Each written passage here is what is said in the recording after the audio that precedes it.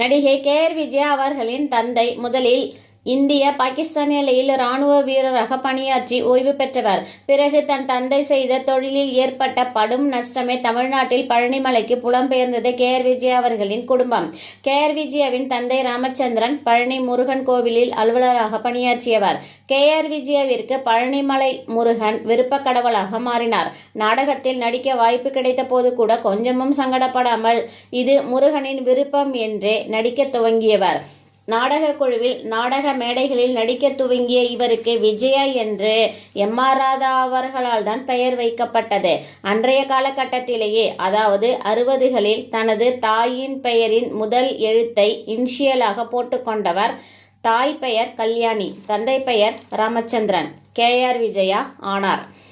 அன்றைய காலகட்ட அனைத்து சூப்பர் ஸ்டார்களுடன் நடித்து புகழ் பெற்றவர். அதிக தமிழ் படங்களில் நடித்த நடிகை என்ற பெருமையும் இவரையே சாரும்.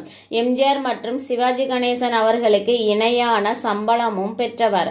அத்துடன் நடிப்பு கூட இவர்களுக்கு இணையாக அசாத்திய நடிப்பை வெளிப்படுத்தியதுடன் தமிழ் திரையுலகில் நன்மதிப்பை பெற்ற ஒரே தமிழ் நடிகை புன்னகை அரசி என்ற பெயர் பெற்ற KR விஜயா அவர்கள். குடும்பத்தில் 4 சகோதரிகள், 1 சகோதரன் என்று குடும்பத்தின் மூத்தவர் இந்த KR விஜயா அவர்கள். இத்தனை பேரையும் கரை சேர்க்க வேண்டிய பொறுப்பும் KR விஜயா அவர்களின் தலையில்தான். 1960இல் ஆரம்பித்த பயணம் இன்று வரை ஓடிக்கொண்டே இருக்கிறது. நடிப்பு விஷயத்தில் இது போதும், இது சிறியது, இது பெரியது என்று நான் நினைத்ததே இல்லை. கதாநாயகி, அண்ணி, அக்கா, தங்கை, அம்மா, அம்மன், பாட்டி என்று எனக்கு எல்லா ரோலையும் ஏற்றுக்கொண்டு அதில் என்னுடைய பெஸ்டை கொடுக்கவே விரும்பினேன் நான். எனக்கு நடிப்பு தெரியுமா தெரியாதா? இந்த கேள்விக்கு என்னிடம் கண்டிப்பாக பதில் ஏதும் இல்லை. டைரக்டர் என்ன செய்ய சொல்கிறாரோ அதை நான் அப்படியே செய்வேன். உங்கள் வாழ்த்துக்கள் அனைத்தும் என்ன இயக்கிய டைரக்டருக்கே சேரும். நடிப்பு என்பது எனக்கு மூச்சுக்காற்று போன்றது. அது எப்படி என் வாழ்நாள் முழுவதும் இருக்குமோ அதுபோல் என் நடிப்பும் என் மூச்சு உள்ளவரை இருக்கும். என்னால் இதிலிருந்து விலக முடியல. ஓய்வெடுக்கலாம் என்று நினைத்தால் கூடவும் முடியல. என் வாழ்நாள் முழுவதும் இது தொடர வேண்டும் என்றும் நான் விரும்புகிறேன். அதனால்தான் வெள்ளித்திரையை தொடர்ந்து சின்னத்திரையிலும் நடித்தேன். நான் எப்பொழுதும் என்னை பிஸியாகவே வைத்துக்கொள்ளவே விரும்புகிறேன். அதுவே எனது விருப்பமும் கூட. கற்பகம் படம் நடிக்க ஆரம்பித்தது முதல் 500க்கும் மேற்பட்ட படங்களில் நடித்த போதும் நல்ல நினைவுகள், நல்ல செயல்களை மட்டுமே நினைவில் தாங்கி ஒவ்வொரு நாளையும் சந்தோஷமாக மாற்ற முயன்று கொண்டு இருக்கிறேன். அன்றும் இன்றும் சரி. சிலர் நகைச்சுவை நடிகர்களோடு நடிக்க தயக்கம் காட்டி நிராகரித்தவர்களும் உண்டு. ஏன் தற்போது அது அதிகமாகவே இருக்கிறது. எனக்கு அப்படி ஏதும் இல்லை. நான் நாகேஷ், ஷோ, தேங்காய் சீனிவாசன், அன்றைய காலகட்ட புதுமுக நாயகர்களோடு கூட நான் நடிக்க தயங்கியதில்லை. காரணம் ஒன்றுதான். நான் எனக்கு என் கேரக்டரை தான் பார்ப்பேன். எனக்கு போதுமான அளவு முக்கியத்துவம் உள்ளதா? போதும். அதனால்தான் அன்று பெரும்பாலும் சம வாய்ப்பு எல்லோருக்கும் கிடைத்தது என்றே சொல்லலாம். 60, 70களில் பெரும்பாலும் என்னை போல் திருமணமான எல்லா நடிகைகளும் 100க்கு மேற்பட்ட படங்களில் நடித்திருக்கிறார்கள். எங்களுக்குள் போட்டிதான், பொறாமை இல்லை. நான் சரோஜாதேவி, சவுகார், மனோரமா என்று ஒரே படத்தில் கூட போட்டி போட்டு நடித்ததும் உண்டு. சிறு சங்கடம் கூட எங்களுக்குள் இருந்ததே இல்லை. சமீபத்தில் இவரது தங்கை KR வத்சலா அவர்கள் சொல்லியது, எனது அக்கா எனது அம்மா போன்றவர், எங்களுக்காக உழைத்தவர். அத்துடன் அக்கா என்றால் எங்களுக்கு பயம், பக்தி. எங்களுக்காகத்தான் அக்கா நடிப்பதற்காக சென்றார். எங்கள் அனைவருக்கும் அக்காதான் திருமணம் செய்து வைத்ததுடன் எங்களுக்கு தேவையான அனைத்தையும் கூட அக்காதான் செய்தார். எங்களுக்காக சிறு வயதிலேயே அக்கா நடிக்க சென்று விட்டதால் அக்காவோடு பேசக்கூட எங்களுக்கு நேரம் இல்லை என்கிறார் வருத்தமாக வத்சலா. எனக்கு உடல்நிலை சரியில்லாத சமயத்தில் இனி நான் பிழைக்க மாட்டேன் என்று சொன்னபோது கூட அக்காதான் என்னை அப்பொழுது காப்பாற்றினார். என் அக்காதான் எனக்கு எல்லாம் என்கிறார் KR விஜயாவின் தங்கை வத்சலா. வச்சலாதான் கொஞ்சம் நெருக்கம் என்று KR விஜயாவும் பலமுறை கூறியிருக்கிறார். 10 ஆண்டுகளில் 100 படங்கள், அதுபோல் திருமணத்திற்கு பிறகுதான் 400க்கும் மேற்பட்ட திரைப்படங்களில் நடித்தார் KR விஜயா அவர்கள். எனக்கு படிப்பு கூட கிடையாது. எனக்கு பள்ளிக்கூடம் எல்லாமே இந்த கலை சினிமா தான். எனக்கு எந்த எதிர்பார்ப்பும் இல்லாமல் தான் சினிமா துறைக்கு வந்தேன். அதை வாங்கணும் இதை வாங்கணும் என்ற விருப்பம் கூட எனக்கு கிடையாது. ஆனால் குடும்ப பொறுப்பு மட்டும் நம்மிடம் உள்ளது என்ற சிந்தனையில்தான் நான் உழைத்தேன். 63இல் சினிமா துறைக்கு வந்த இவருக்கு 1966இல் சுதர்ஷன் வேலாயுதம் என்ற தொழிலதிபருடன் திருமணம் நடந்தேறியது. 67இல் மகளும் பிறந்தாயிற்று. 3 மாதங்கள் தான் ரெஸ்ட் எடுத்தேன். கணவரோ வேலைக்கு போகச் சொல்லி விட்டார். கணவருக்கு ஏகப்பட்ட பிசினஸ் இருந்ததால் அவர் பிசினஸில் பிஸி. அதனால் நான் என் வேலையை சார்ந்து இருக்க வேண்டும் என்றே எண்ணியவர். எனக்கு எல்லா வசதிகளும் வீட்டிலேயே செய்து கொடுத்தும் விட்டார். அதுபோல் அவர் சொல்லியது போல இயக்குனரிடம் கூறினேன், 6 மணிக்கு மேல் ஷூட்டிங்கில் இருக்க மாட்டேன், அதுபோல் சண்டே லீவ் எடுத்துக்கொள்வேன் என்று சொல்லிவிடு என்று என் கணவர்தான் எனக்கு சொல்லி தந்தார். சினிமா வரலாற்றில் சண்டே லீவ் எடுத்த ஒரே நடிகை நான் தான் என்கிறார். அவரே ஒரு பேட்டியிலும் அதை கூறியும் இருக்கிறார். என் கூட நடித்த அனைத்து நடிகர்களுமே 6 மணி ஆகிவிட்டால் விஜயாவை போக சொல்லுங்க, குழந்தை வீட்டில் இருக்கும் என்று எனக்கு ஆதரவு அளித்தவர்களே அதிகம். அது ஒரு பொற்காலம் என்கிறார் புன்னகையரசி KR விஜயா அவர்கள். இவரின் நடிப்பில் தோல்வி படங்கள் பெரும்பாலும் இல்லை என்றே சொல்லலாம். கற்பகம், நல்ல நேரம், சரஸ்வதி சபதம், சர்வர் சுந்தரம், நீர்க்குமிழி, கந்தன் கருணை, தங்கப்பதக்கம், வாயாடி, திருடி, ராமன் எத்தனை ராமனடி, ரோஷக்காரி என்று 63இலிருந்து 73க்குள் 100 படங்களில் நடித்து சாதனை படைத்தவர்.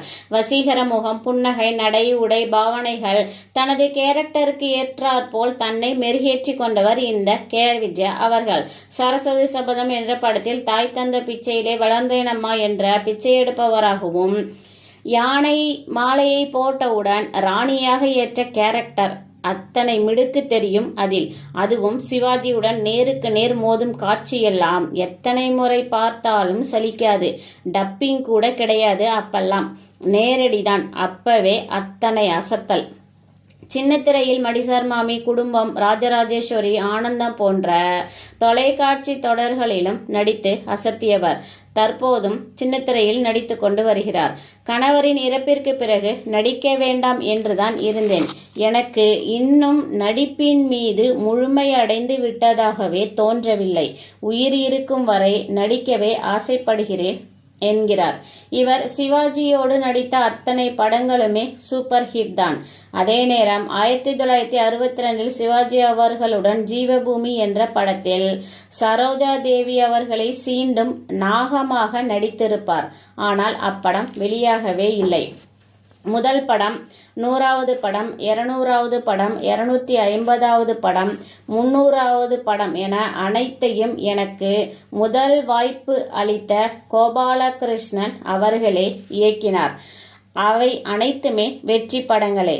அவரே என் குரு என்கிறார் KR விஜயா அவர்கள்.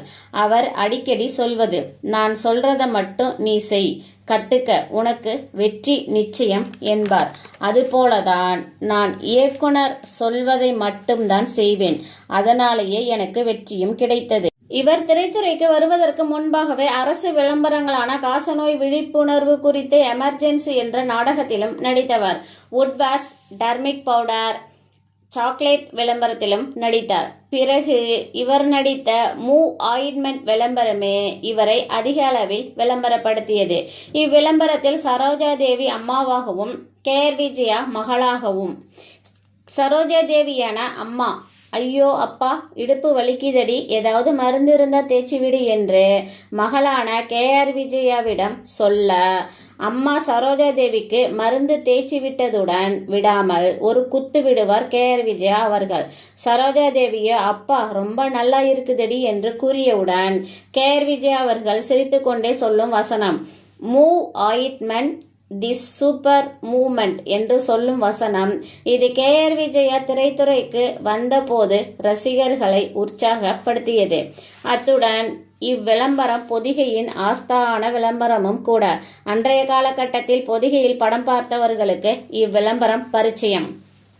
கணவரின் இறப்பிற்கு பிறகு இவர் படங்களில் இருந்து சற்று விலகியிருந்த சமயம். பல சர்ச்சைகள். பணமில்லாமல் தவிக்கிறார், மகள் பார்த்து கொள்ளவில்லை, உடல்நிலை சரியில்லை என்று பல பேச்சுக்கள் வந்தது. ஏன், இவர் படங்களில் நடித்த சமயத்தில் கூட பலவிதமான சர்ச்சைகள். அதில் எதற்குமே அவர் இதுவரை பதிலேதும் சொல்லவே இல்லை. அதுபோல் ஏதேனும் இழந்துவிட்டோம், இது நமக்கு கிடைக்கல என்று வருத்தப்பட்டது உண்டா என்று கேட்டதற்கு அப்படி ஏதும் இதுவரை இல்லை என்றே கூறுகிறார். நான் இப்ப மகிழ்ச்சியாக இருக்கவே விருப்பப்படுகிறேன் என்றும் கூறுகிறார் கே.ஆர். விஜயா அவர்கள். ஒரு நல்ல படத்திற்கு நாங்கள் கதாநாயகர்களே இல்லவே இல்லை, கதைதான் அதன் நாயகன் என்கிறார். கருப்பு வெள்ளை காலம் முதல் இன்றைய ரஜினி, கமல் மற்றும் தொழில்நுட்பம் சார்ந்து சினிமா துறை உள்ளது வரை பார்த்துவிட்டேன் என்று மகிழ்ச்சியடைகிறார் கே.ஆர். விஜயா அவர்கள். ரெகுசல் பார்ப்பது கூட நாங்கள் எல்லோரும் சேர்ந்துதான் பார்ப்போம், நாங்கள் பேசிக்கொண்டு இருப்போம். ஆனால் இன்றைய திரையுலகில் ஒருவர் முகத்தை கூட ஒருவர் பார்ப்பதில்லை, யாரும் யாரோடும் பேசுவதே இல்லை. ஏன் என்று எனக்கு புரியவில்லை என்கிறார் கே.ஆர். விஜயா அவர்கள். நான் பேசி பழகி நடித்த ஜாம்பவான்கள் இருந்த அந்த காலம் ஒரு பொக்கிஷ காலம்தான். அவர்களுடன் நான் நடித்தேன் என்பதை விட அவர்களின் ஆசீர்வாதத்தை பெற்றேன் என்பதே உண்மை. நம்மோடு அருகில் இருந்து நமக்கு தெரியாததை சொல்லித்தந்து நம்பிக்கை அளித்தவர்கள் பலர் இன்று இல்லை என்று நினைக்கும் போதே அது கொஞ்சம் அதிகமான வலியைத்தான் தருகிறது. இந்த விஷயத்தில் ஏனோ கடவுள் ஜெயித்து விடுகிறார் என்கிறார் வருத்தமாக கே.ஆர். விஜயா அவர்கள். இன்றும் சச்சு, சரோஜா தேவி, சவுகார் ஜானகி, வடிவுக்கரசி இவர்களோடெல்லாம் நான் பேசிக்கொண்டுதான் இருக்கிறேன் என்று சொல்லும் கே.ஆர். விஜயா அவர்கள் இவரை நாம் புன்னகை அரசி என்ற ஒரு அடைமொழிக்குள் அடக்கிவிட்டோம். இனி இவரது படங்களை நீங்கள் பார்த்தால் கவனியுங்கள். கண்கள் அத்தனை ஜாலங்களையும் காட்டும். அவரது கண்கள் அப்படியே ஜொலிக்கும் என்றே சொல்லலாம். இனியேனும் கவனியுங்கள். அதனால் கண்களின் அரசி என்றே இவரை வர்ணிக்கலாம். என் வாழ்நாள் முழுவதும் நான் நடித்து கொண்டு இருக்கவே விருப்பப்படுகிறேன் என்கிறார் தெய்வநாயகி என்ற இயற்பெயர் கொண்ட புன்னகை அரசி கே.ஆர். விஜயா அவர்கள். நன்றி.